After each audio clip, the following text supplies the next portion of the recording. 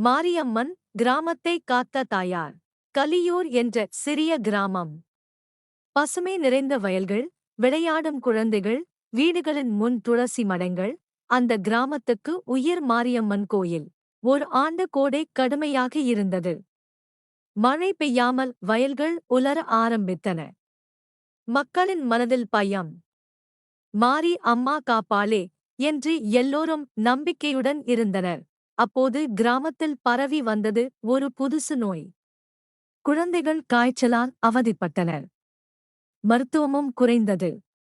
மக்கள் இரவோடு இரவாக மரியம்மன் கோயிலில் கூடி பிரார்த்தனை செய்தனர். கோயில் பூசாரி தீபம் ஏற்றி அம்மன் பெயரை ஜெபித்தார். அந்த இரவு கோயிலைச் சுற்றி ஒரு மெல்லிய காற்று வீசியது. அம்மன் சன்னதியில் விளக்கு பளிச்சென பிரகாசித்தது. காற்று வீசும் திசை நோக்கி கிராமத்தின் மீது மேகம் திரண்டது. காலையில் அனைவரும் விழிக்கும் முன்னே நெடிய மழை பெய்தது. மழையோடு நோயும் குறையத் தொடங்கியது. குழந்தைகள் நலம் பெற ஆரம்பித்தார்கள்.